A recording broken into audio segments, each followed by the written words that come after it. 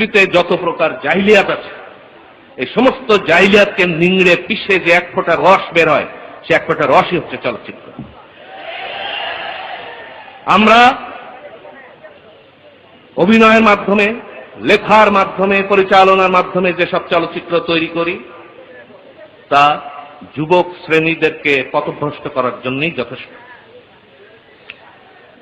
পৃথিবীতে ভোগ বিলাস, অন্যের অধিকার হরণ, মানে অনৈসলামিক যত কাজ আছে, অত্যন্ত মনস্তাত্ত্বিক ভাবে আমরা ফিল্মের কাহিনীর মধ্যে সন্নিবেশিত করি। 100 বছরের বয়স হচ্ছে চলচ্চিত্রের। 1900 সালের দিকে এই উপমহাদেশে চলচ্চিত্র শুরু হয়। এই 100 বছর ধরে যত লক্ষ লক্ষ চলচ্চিত্র তৈরি হয়েছে, লক্ষ কোটি গান হয়েছে, যেগুলো আমরা টেপ রেকর্ডের মাধ্যমে, ক্যাসেটের মাধ্যমে শুনি। আপনারাই বলেন যে প্রতিটা চলচ্চিত্র, প্রতিটা গান এর মধ্যে কি আছে? আমি বলি, প্রত্যেকটা চলচ্চিত্র এবং প্রত্যেকটা গানের মধ্যে আছে অবৈধ প্রেমকে উৎসাহ প্রদান করা। প্রত্যেকটা চলচ্চিত্র, প্রত্যেকটা গানের মধ্যে আছে অবৈধ ব্যভিচারকে উৎসাহিত করা। এই ছাড়া এর মধ্যে আর কিছু নাই।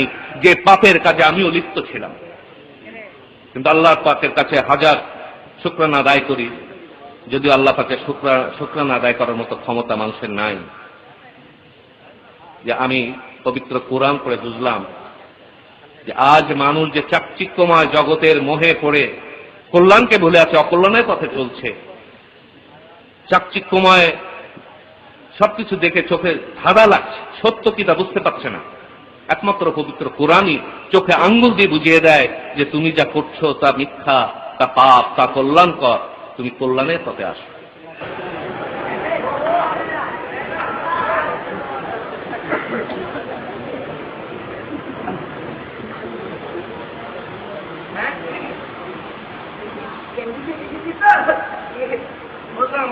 ঠিক আছে তো?